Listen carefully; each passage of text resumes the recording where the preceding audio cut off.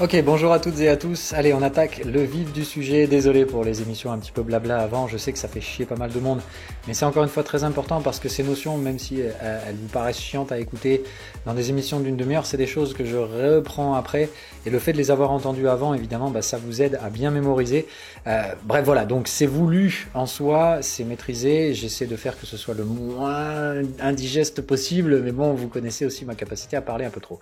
Bref, aujourd'hui on attaque la partie un peu plus intéressante. C'est une émission où je pense la plupart d'entre vous risquent de la regarder plusieurs fois et ce sera pas forcément une mauvaise chose dans le sens où on a beaucoup de choses à dire et surtout, mais c'est pas parce que cette pattern est compliquée, en soi elle ne l'est pas, mais c'est sa mise en application qui va l'être.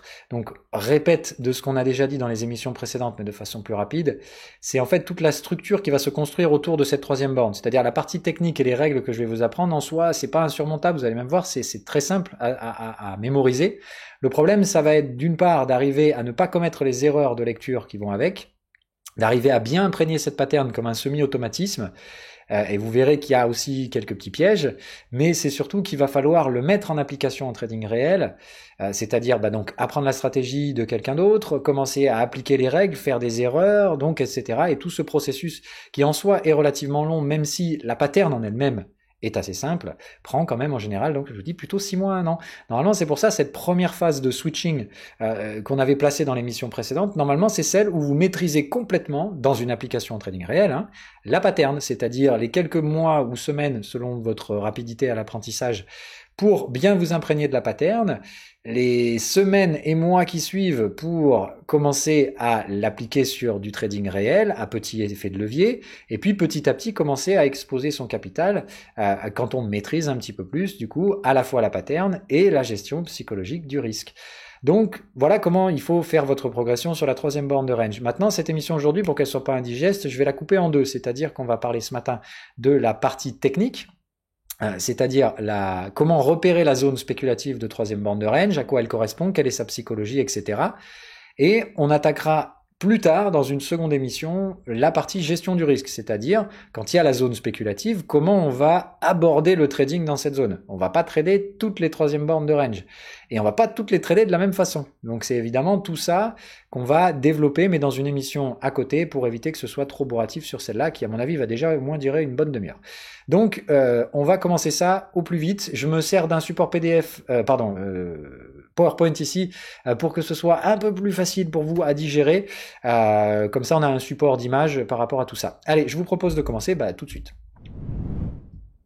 Ok ? Alors, que je me le mette moi devant aussi. Donc voilà, ça pour ceux qui ont lu le PDF à ce stade-là, normalement vous connaissez. Alors comme on l'a vu dans l'émission précédente, si vous ne voulez pas utiliser les outils, il faudra quand même vous faire une toute petite pénitence, c'est-à-dire travailler un petit peu les nouveaux outils que vous allez utiliser, que ce soit les canaux ou ou d'autres choses, que ce soit donc Canal plus Fourchette d'Andrews, qui me semble être la solution la plus abordable et la plus simple à mettre en place. Mais prenez un petit peu de temps pour vous habituer et vous formaliser à ces outils pour que ce soit pas trop choquant pour vous. En gros, rappelez-vous, donc, quand on est en situation tendancielle, vous allez remplacer l'utilisation de mes canaux par des canaux de chartiste que vous tracez à la main, et quand vous êtes dans une situation de range, c'est-à-dire quand ces canaux sont cassés, vous utilisez les fourchettes d'Andrews, ok ? Quand on casse un truc, vous passez à l'autre. Quand on casse un truc, vous repassez à l'autre, et ainsi de suite, ok ? C'est comme ça que vous devez fonctionner dans ce type de structure. Sinon, si vous avez les outils, évidemment, vous avez lu le PDF, donc vous connaissez ce truc-là. Ce qu'on va apprendre aujourd'hui, donc, c'est ça et ça. Ok, donc les premiers trades de la stratégie qui sont donc les plus simples, de niveau les plus adaptés aux débutants, mais ce que j'essayais de vous faire comprendre également dans certaines émissions qu'on fait à côté, c'est tout l'intérêt de ces bornes. C'est bien de comprendre que ces troisième bornes de range, outre le fait que ce soit pas des trades très bandants, ni même très compliqués, qui proposent généralement un trade en ratio risque-rendement pas excessivement bandant, autrement dit, c'est pas là que vous allez faire votre beurre en tant que trader. Mais par contre, ces trades, ils sont d'une importance capitale, non seulement dans l'avancement dans la gestion du risque, dans la structuration globale de votre progression, parce qu'encore une fois, ce qu'il faut voir ici, c'est pas simplement le prochain pas à faire, c'est d'essayer de comprendre qu'il y a un cheminement très long et que, évidemment, il faut commencer à mettre les pas dans le bon sens et surtout qu'il y ait une logique de progression. Si vous mettez un pas dans un sens, puis que vous tournez de 90 degrés pour faire un autre pas, puis de 90 degrés et ainsi de suite, en fait, vous tournez en rond. Et c'est ça que j'essayais de vous expliquer dans les émissions précédentes. Il faut toujours garder le cap. En fait, mettre un pas en avant, ça ne veut rien dire si vous avez tourné de 90 degrés. Voilà. Donc, maintenir le cap et avancer progressivement, c'est un peu tout l'intérêt. Donc, un premier pas dans le sens de l'apprentissage de ma stratégie, c'est la troisième borne. C'est un pas qu'on va réutiliser à de multiples reprises derrière, que ce soit pour le suivi de tendance, c'est-à-dire les trades en jaune, ce que je vous apprendrai derrière, tout cela, on aura besoin de la troisième borne de range. D'accord? Et évidemment, encore plus pour les trades experts, où là, pour le coup, vous verrez qu'on a besoin des troisièmes bornes de range, soit sur des UT inférieures, mais cette zone-là, dans la psychologie de la stratégie, elle est extrêmement importante. C'est une pattern simple, ok? Mais ce qu'il faut comprendre, c'est bien ça, c'est le seul point à faible risque dans un range. Ok? Ça, retenez-le bien, il faut bien comprendre que de toute façon, ça doit être une pattern qui est précédée par une tendance. Parce que c'est ça qu'on va mettre à profit. C'est-à-dire que dans un range, on ne sait pas où va le prix. Mais en général, un range, on va pouvoir le trader plus efficacement s'il a été précédé d'une tendance. C'est pas toujours le cas. Certains actifs sont dans des ranges permanents et ces actifs-là, on peut pas utiliser la stratégie troisième borne de range dedans parce qu'en théorie, ils ne sont que dans des gros ranges et ils le resteront longtemps. Là, on va se servir d'un avantage statistique d'une poussée tendancielle, c'est-à-dire que ici, si vous prenez ce graphique, il faut bien qu'on vienne d'un mouvement baissier, d'une tendance baissière, tout comme la troisième borne ici doit être précédée d'un mouvement de tendance haussière. Ok ? Et ça nous donnera soit une troisième borne acheteuse, soit une troisième borne vendeuse. Et alors là, ça commence tout de suite. Alors, je vais direct à l'essentiel, c'est-à-dire que la troisième borne, c'est un trade qui sera donc contre le flux précédent, c'est-à-dire contre la tendance haussière. Donc attention à pas mélanger les morceaux, ce ne sont pas des trades contre-tendance. À ce stade-là, la tendance n'existe plus. Ce qu'on doit rechercher, c'est justement des conditions où la tendance a maturé suffisamment pour que sa probabilité de progression soit quasi nulle. Autrement dit, il y a peu de probabilité à continuer à la hausse, hormis structure très rare d'excès et de bulles, mais ici la probabilité de rester sur place est considérable, et c'est cette probabilité qu'on va utiliser ici dans le trading de la troisième borne de range, qui n'est donc pas un trade contre-tendance, mais simplement le seul point à faible risque dans une structure de temporisation. Ok ? C'est essentiel que vous compreniez ça. Je connais énormément de gens qui arrivent et qui disent « Mais Phil, il est toujours contre-tendance et il nous apprend à trader contre-tendance. » Non, je vous apprends à trader des ranges. Le range n'est pas contre-tendance. C'est juste que certaines tendances, parfois, ne veulent pas s'arrêter. Et Dieu sait que les dernières années ont été bourrées de ces tendances interminables et que du coup, ça a été très chiant de naviguer les troisièmes bornes de range. Mais dans un marché normal, qui n'est pas complètement débile, eh bien en fait, vous verrez que ça marche beaucoup mieux et que ce ne sont pas des trades contre-tendance. C'est juste que ce sont des trades dans des zones d'hésitation. C'est un point à faible risque, ça n'est pas un point à risque nul. Le risque existe toujours et une tendance, théoriquement, n'est pas forcée de s'arrêter. Ok ? Donc il faut bien comprendre ça. Ce qui nous intéresse dans la troisième borne de range, et c'est ça que j'essaierai aussi de vous faire comprendre, c'est surtout dans la partie gestion du risque qu'on travaillera ça, on va pas toutes les trader.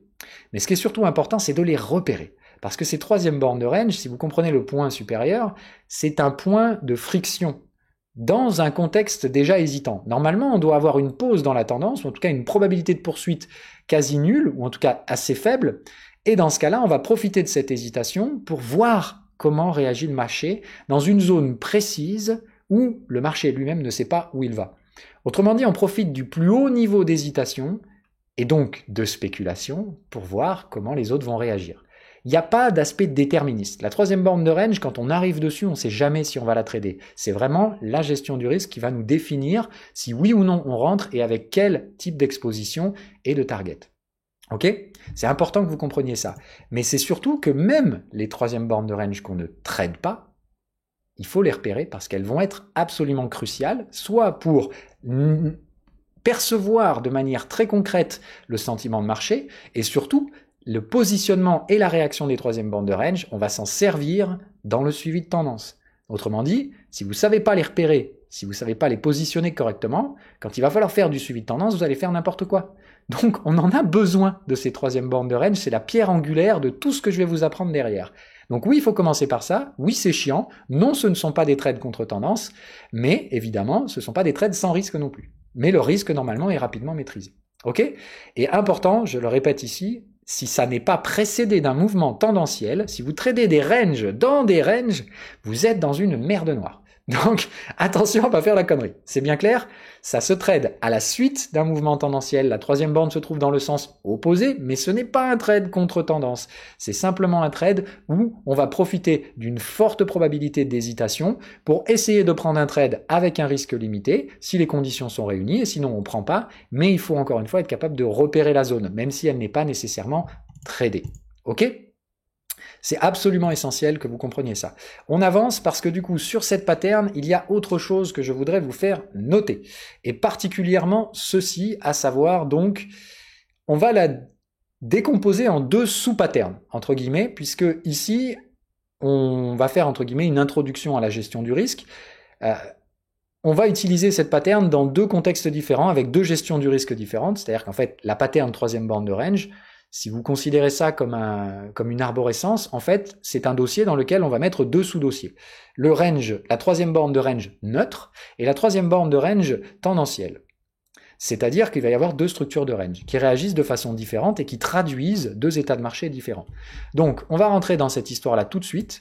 Donc, on les différencie. Celle-là, c'est la neutre. Celle-là, c'est la range tendancielle. Je vais vous expliquer comment on définit laquelle des deux est la plus probable, etc., etc., etc. Ok ? Dans tous les cas, c'est important que vous compreniez que le schéma de détection de la troisième borne de range, qu'il soit neutre ou tendanciel, sera toujours le même. Autrement dit, ce qu'on recherche dans la psychologie de cette pattern, on l'a dit, c'est un moment où la tendance montre des signes de faiblesse assez notables. On va profiter de l'hésitation. Ok ? On ne traite pas forcément la troisième borne de range, mais cette zone d'hésitation doit être repérée et le schéma qu'on va rechercher est le suivant. Ouvrez bien grand vos mirettes, c'est l'information que vous devez retenir absolument de cette émission. Mouvement de tendance baissière, obligatoire. Si ça vient d'un range du T supérieur, c'est marche pas. Donc, tendance, signaux de reverse. Ok, alors là, évidemment, j'ai pas encore fait le cours sur le reverse, mais je vous apprendrai un minimum de choses dont vous avez besoin pour définir la probabilité qu'un reverse se soit mis en place. Ok, mais encore une fois, ça vous le tradez pas. Vous cherchez pas à attraper le couteau en bas. Vous mettez jamais face à la tendance. Vous attendez qu'elle se neutralise. C'est la différence entre ce trade qui est un trade expert, qui est un trade lui contre tendance pour le coup, et celui-ci qui est à mon sens un trade neutre, à l'inverse de la tendance, mais à mon sens pas contre tendance parce que normalement on va faire en sorte qu'il n'y ait plus de tendance. Et donc comment on passe de l'un à l'autre? Comment on passe d'un état contre tendance à un état range? Eh bien, en fait, on neutralise la tendance. Nous, ce qu'on va vouloir, et rappelez-vous ce qu'on avait dit, nos canaux de contexte représentent les zones d'offre et zones de demande. Nous, la première des choses qu'on va vouloir voir, c'est renverser ce sentiment-là. S'il y a un sentiment tendanciel, nos contextes doivent être baissiers ici et haussiers ici. Et ils doivent être dans une structure de tendance, c'est-à-dire, rappelez-vous, on doit voir un breakout, des pullbacks, etc. On doit voir un mouvement assez brutal, tendanciel, mature, avec des probabilités de reverse. À ce stade-là, ce qu'on va vouloir voir, c'est la cassure du contexte, c'est-à-dire retourner dans le contexte opposé, le renverser, c'est-à-dire passer d'un contexte baissier à un contexte haussier, et revenir chercher le contexte acheteur. Même chose dans l'autre sens, des contextes haussiers qu'on renverse à la baisse et qu'on revient chercher. Voilà la pattern. Ok ? Mouvement tendanciel, retour au contexte opposé, renversement du contexte, et retour dans le contexte contraire au sens de la tendance précédente. Mais par contre, il nous faut que le contexte soit haussier. C'est extrêmement important que vous compreniez ça. C'est la clé de voûte. Si votre contexte n'est pas renversé, ça marche pas cette pattern. Il faut bien que le retournement ici ait été suffisamment puissant pour renverser le contexte. Qu'est-ce que ça veut dire pour ceux qui utilisent les outils graphiques ? Casser les canaux de tendance. C'est absolument important que votre canal de tendance soit cassé. Sinon, vous ne pouvez même pas spéculer sur l'entrée dans un range. Dans ce cas-là, à la cassure du canal, vous utiliserez la fourchette d'Andrews qui vous donnera le renversement de contexte. Et vous pourrez chercher votre troisième borne de range par rapport à ça. Maintenant, comment on différencie troisième borne de range neutre et troisième borne de range tendancielle? Eh bien, tout simplement, ça va se définir par l'étude de la réaction des prix entre la première et la deuxième borne. C'est-à-dire que ce qu'on va regarder, ces bornes-là, vous ne les tradez pas. Seuls les expérimentés les tradent et elles ne sont pas parmi les plus faciles. Ok? Mais vous, vous attendez qu'elle se fasse. Comment vous attendez qu'elle se fasse? Vous attendez que ça passe de contexte à contexte. Ok? D'un point de vue très opérationnel, qu'est-ce que vous faites? Quand vous avez une tendance baissière, vous allez mettre une alerte sur le contexte opposé. C'est la chose la plus facile à faire, en mise en application. Dès que le marché vient taper ce contexte-là, vous mettez une alerte sur ce contexte-là. Quand vous êtes alerté ici, vous regardez si le contexte a été renversé. Vous n'êtes pas dans la prospective, vous êtes simplement de dire « j'attends le prochain move et quand le prochain move arrive, je vérifie si les conditions optimum se sont déclenchées ou non ». Si en arrivant ici, vous avez donc un contexte qui s'est renversé, si vous allez regarder comment se sont comportés vos signaux sur la première borne, comment se sont comportés vos signaux sur la deuxième borne, vous ne les avez pas tradés en temps réel. Ces signaux, ils sont imprimés, validés, voilà, etc. C'est là où vous allez mesurer le risque. Et c'est en fonction de ça que vous allez définir si vous allez rentrer en troisième borne neutre ou en troisième borne de range tendanciel. La différence entre les deux, ça va simplement être le positionnement de la zone spéculative.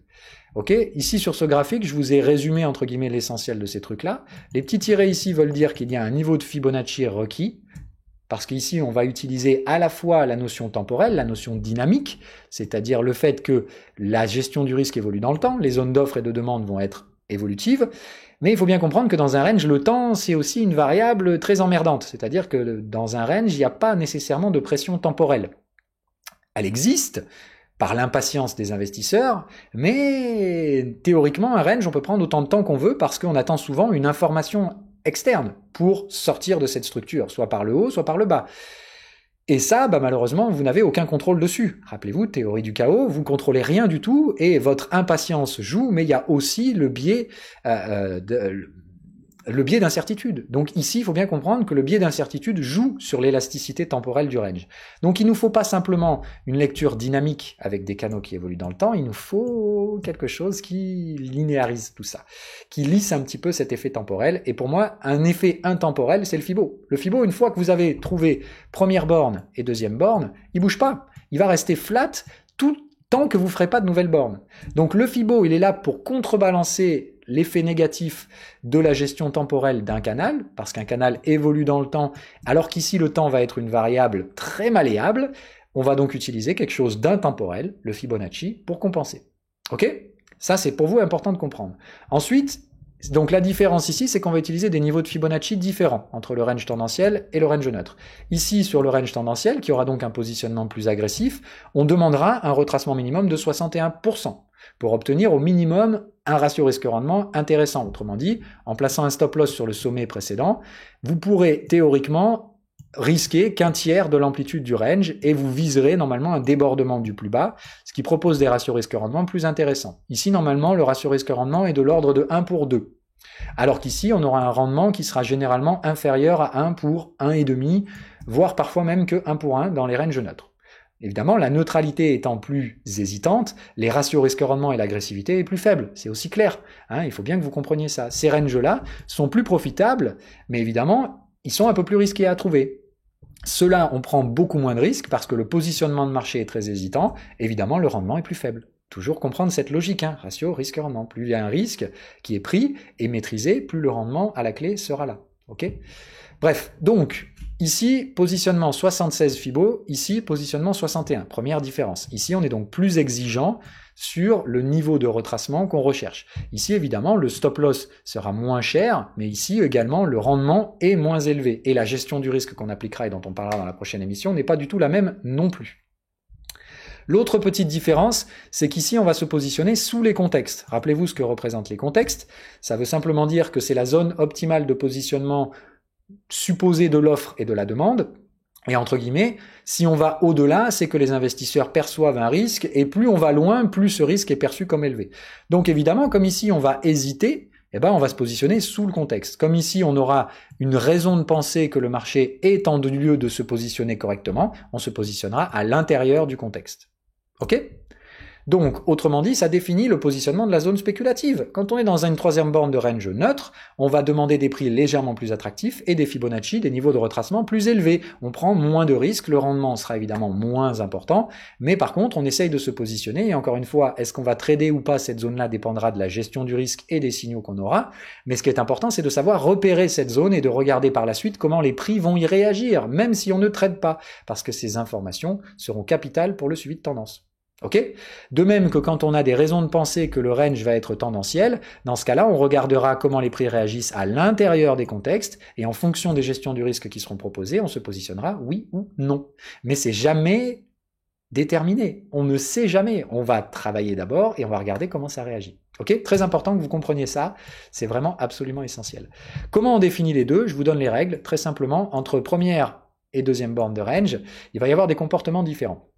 Si votre première borne de range a un niveau de signal pas très bandant, déjà, ça va plutôt favoriser le range neutre.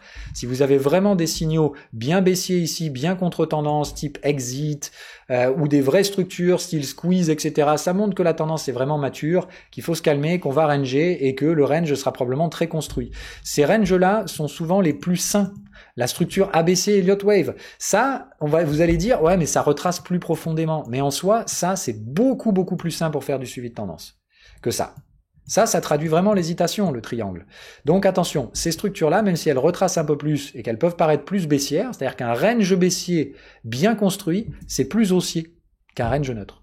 Ok? Bon, ça, on verra et on travaillera tout ça sur le suivi de tendance. Mais encore une fois, ce sera la type de troisième borne de range et le type de réaction des prix derrière qui nous permettra de définir notre positionnement en suivi de tendance derrière. Bref, on avance. Donc, là pour la première borne, la qualité du signal, si elle est mauvaise, tendra plutôt à favoriser ça, mais c'est pas là le plus important. Ce qui nous intéresse, c'est le cheminement entre première et deuxième borne. Ok ? Si le cheminement se fait, je reviens chercher assez rapidement la borne, et puis en fait, dès que j'essaie de déborder les contextes, je viens juste renverser mon contexte et très rapidement, ça se renverse, et qu'on a des signaux ici de qualité moyenne, et que surtout ces signaux se positionnent par rapport à un niveau Fibonacci, c'est très important. Si la deuxième borne se retourne vers un Fibo 23 ou un Fibo 38, généralement, ça favorisera les ranges neutres. Je vous le donne juste comme ça. Si au contraire, vous avez une deuxième borne qui se termine un peu au milieu de nulle part, qui a bien arraché les contextes acheteurs, etc., ça favorise souvent un range vendeur. Et dans ce cas-là, quand on a ces conditions-là, donc un arrachage du contexte acheteur après une tendance haussière, d'accord ? On tient bien plusieurs clôtures sous les contextes acheteurs, on arrive même des fois à casser un petit support de court terme, ça, ce sera très très très favorable à un positionnement plus agressif de la troisième borne de range, mais par contre, comme on l'a dit, quand la structure est bien propre en type ABC, en soi, on corrige un peu plus de la tendance, mais c'est beaucoup plus sain pour la poursuite de cette dernière après. Ok, toujours, j'essaie de vous donner ces mesures assez importantes, un peu subjectives, mais j'essaie de vous les rationaliser. Ok ? Et dernière information, dans le doute, vous privilégierez toujours l'utilisation du range neutre. Ok ? Tout simplement parce que les gestions du risque ici sont plus accrues que ici, autrement dit, vous prenez moins de risques. Quand on ne sait pas, on prend toujours moins de risques. C'est vraiment le B à bas. Ok ? Connaître le schéma de renversement par cœur, c'est absolument clair et obligatoire. Si c'est pas précédé d'une tendance, vous oubliez tout de suite. C'est encore une fois, je le répète, un trade qui sera à l'opposé du sens de la tendance précédente, mais pas un trade contre tendance parce qu'on réduit la probabilité de poursuite de la tendance par un retournement de ce contexte. Ce sera pas le cas tout le temps puisqu'il y a certains trades qui constituent des simples effets de pullback, autrement dit des ranges au sein d'une tendance, et notamment, donc dans ce cas-là, on verra des ranges du T inférieur qu'il faudra suivre en tendance derrière. Ça, on en parlera dans les émissions plus intermédiaires, suivi de tendance. On termine par un petit exercice pour essayer ici en fait de résumer un peu l'intégralité de ce qu'on vient de dire là, sous une forme un peu plus, on va dire, graphiquement intéressante pour vous et plus ludique. Et puis après, on se laisse et on essaiera donc comme toujours de pratiquer. Positionnez vos troisième bornes de range, faites-les revoir dans le Discord, c'est un peu tout l'intérêt de ce truc-là. Posez vos analyses de troisième borne de range, qu'elles soient bonnes ou mauvaises, il y a quelqu'un qui viendra les corriger pour vous et vous dire si vous avez commis éventuellement quelques erreurs. N'oubliez pas qu'on progresse surtout par l'erreur. Autrement dit, les règles sont simples, mais il y a des erreurs assez classiques qui peuvent être commises, et quand vous les commettez, votre cerveau enregistre ça et évitera de la reproduire plusieurs fois derrière.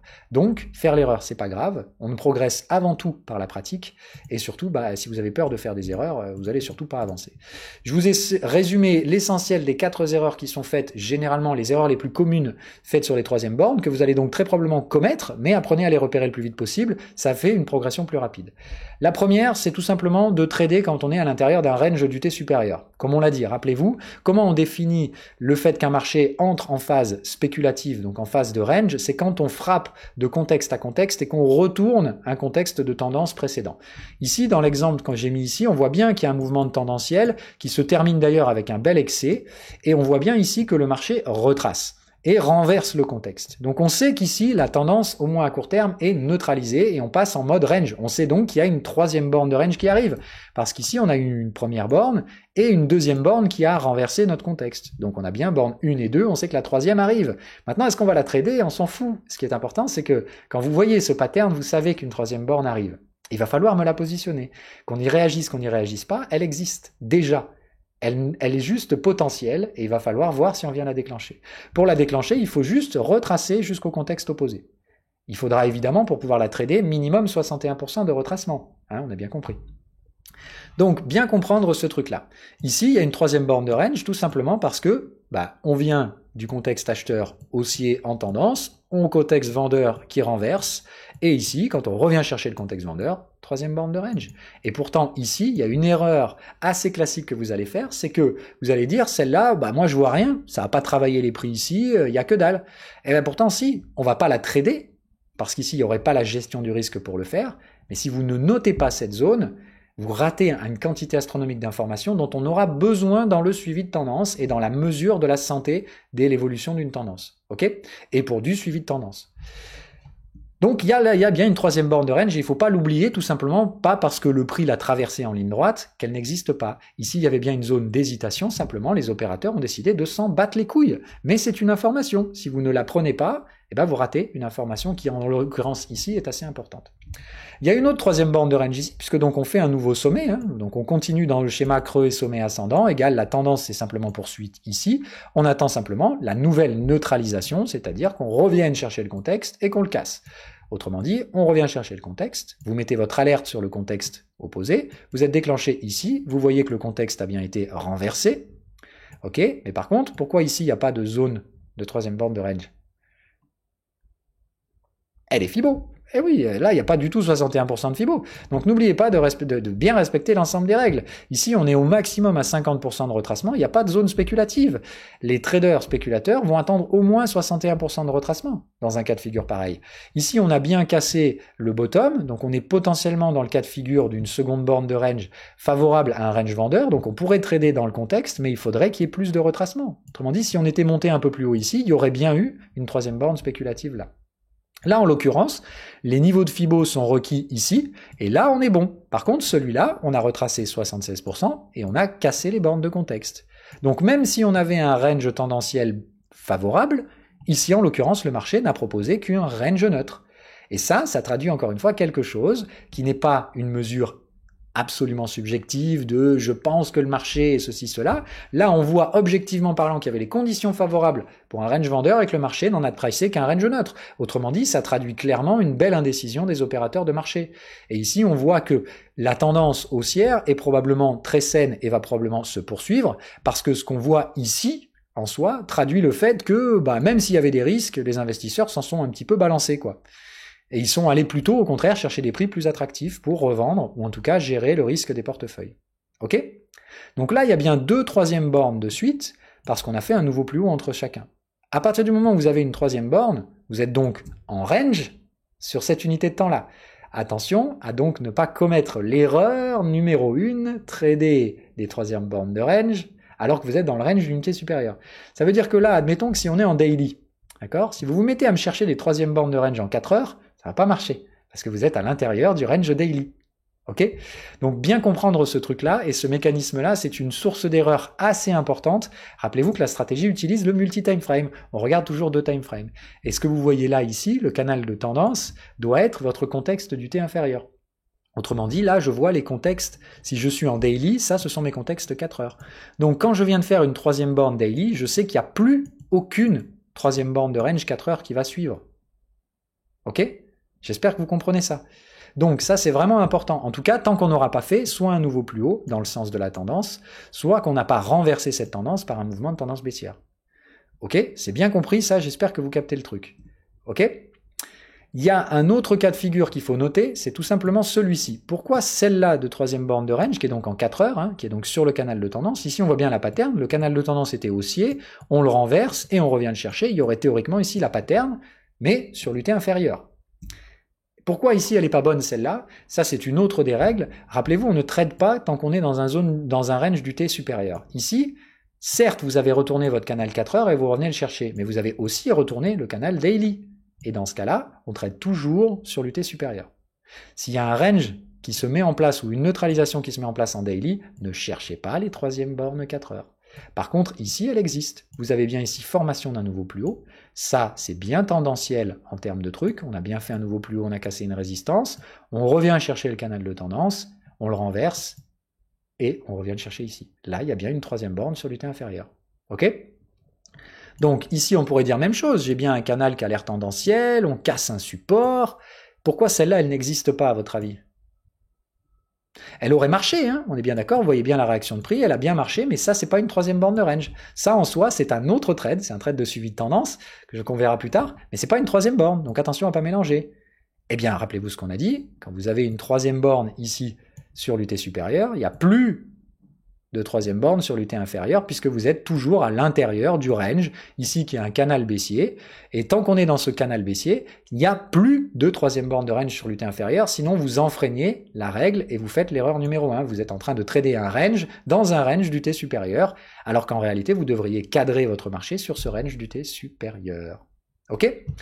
Voilà, on a fait le tour, je n'ai plus d'autre chose à vous apporter. Donc comprenez bien qu'évidemment, même si la zone ne répond pas, elle est importante quand même et elle nous servira dans d'autres patterns que je vous apprendrai après.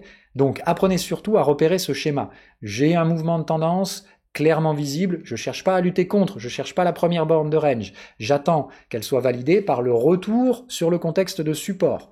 Après, je place mon alerte sur le contexte résistant et quand cette troisième alerte, enfin cette deuxième alerte se déclenche, je regarde si le contexte a été retourné. Si c'est le cas, eh bien j'ai une troisième borne de range potentielle, mais n'oubliez pas de vérifier les niveaux de retracement Fibo. C'est pas parce que vous avez retracé au contexte opposé que ça suffit. Il faudra évidemment attendre un minimum de 61% dans le cas des range vendeurs. Et dans le cas d'un range neutre, il faudra attendre 76%. Ok ? J'ai résumé à peu près l'essentiel des choses. Je pense qu'on est assez bon pour passer en conclusion. Ok, 30 minutes. Franchement, je suis plutôt satisfait de mon travail parce que je m'attendais à ce qu'elle soit un peu longue celle-là. Donc il y a pas mal d'informations à retenir, mais encore une fois, c'est parce que le cœur de la chose ici que vous devez retenir, et quand je vais vous résumer ici, n'est pas bien large, mais c'est surtout que les implications de cette troisième borne de range sont beaucoup plus larges et que je préfère aujourd'hui, dès le début, vous donner une vision assez élargie de la structure et de son importance, plus que de simplement vous crachoter la pattern hyper rapidement et de vous dire, ok, apprenez-moi ça par cœur et puis on verra après. Voilà, c'est bien vous faire comprendre que ça s'ancre dans un cadre beaucoup plus large. On va s'en servir en suivi de tendance, on va s'en servir en reverse, on va s'en servir dans plein de trucs, et le positionnement de la troisième borne de range est crucial. L'autre information périphérique absolument importante que vous devez retenir de tout ça, c'est qu'une troisième borne de range qui n'est pas tradée est tout aussi importante qu'une troisième borne de range qu'on va trader. Donc ne cherchez pas uniquement l'aspect opérationnel de la troisième borne de range, ce qui m'importe c'est que vous la positionnez correctement, parce qu'on va tirer tout un tas d'informations subsidiaires de ça. Et ça vient de quoi? Si vous avez compris la psychologie de la pattern, ça vient d'une zone d'indécision, mais il y a une zone précise dans le range dans lequel le risque est limité et la spéculation possible. Et donc, nous, ce qu'on va faire, c'est qu'on va essayer de chercher cette zone spéculative. Et on n'est probablement pas les seuls à le faire. Et rappelez-vous, le trading, c'est pas de savoir ce qui se passe, c'est d'essayer de faire la même chose que les autres. Parce que c'est la notion de gestion du risque. Comme je dis, la gestion du risque ne prédit pas l'avenir, c'est juste que personne ne sait, mais on essaye tous de faire comme les autres. C'est cette croyance de la gestion du risque qui s'extrapole ici dans sa plus belle façon sur la troisième borne de range. Autrement dit, on ne sait pas du tout ce qui va se passer là-bas, et on va tous se regarder voilà. On va se comparer la bite sur la troisième borne, et on va dire, ah, j'ai l'impression que les autres sont pas trop chauds, et je vais pas être trop chaud non plus. C'est exactement ce qui est en train de se jouer sur les troisième bornes de range. Ce qu'on fait, c'est qu'on teste les réactions de marché. Donc la troisième borne, c'est pas l'endroit où on va miser les plus gros trades. Bien au contraire, ces trades rapportent pas grand-chose, mais ils rapportent une quantité d'informations absolument astronomique pour le suivi de tendance, pour la qualité et la probabilité de poursuite des éléments tendanciels. Donc en soi, les implications sont vraiment beaucoup plus larges que vous les imaginerez. Par contre, si vous commencez pas par maîtriser cette pattern, me la positionner correctement, tout ce qui en découle derrière sera mal fait.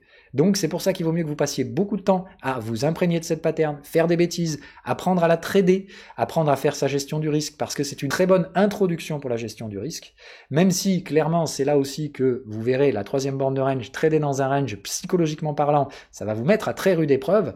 Mais cette étape de maturité psychologique, on en a parlé dans l'émission précédente, il faudra de toute façon la passer. Lutter contre vos biais d'incertitude et lutter contre vos biais d'impatience.